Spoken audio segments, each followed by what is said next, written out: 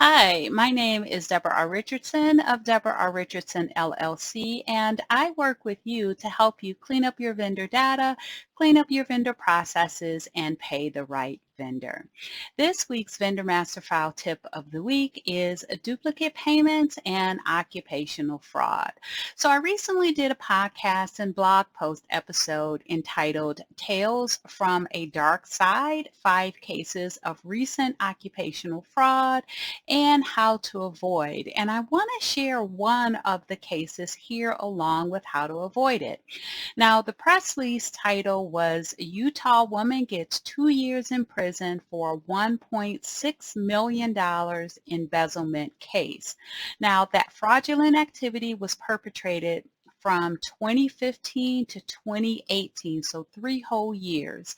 And what the defendant did was she disguised fraudulent payments as duplicate vendor payments, where one payment was sent to the vendor and another payment was sent to her personal account.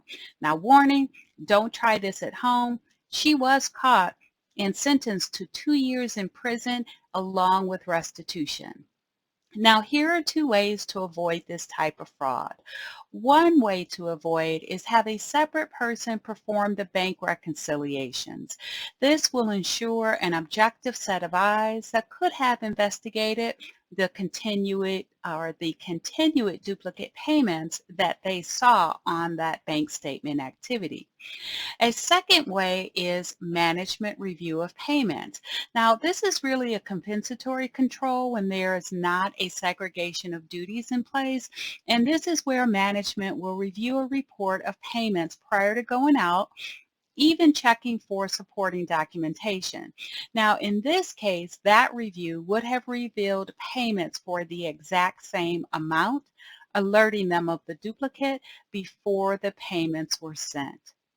Now, there are definitely other controls you can put into place, and really any controls you have in place will not only have the effect of finding fraud, but also of dissuading employees that know these procedures are in place from preventing or perpetrating the fraud in the first place.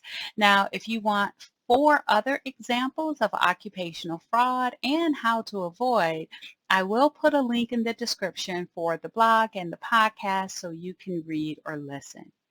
If you would like more information on how to combat fraud, please go to my website, DebraRRichardson.com, for free tools and resources to avoid fraud, regulatory fines, and bad vendor data. So good luck, and be sure to subscribe and hit the notification bell to be notified next Tuesday for the next Vendor Master File tip of the week.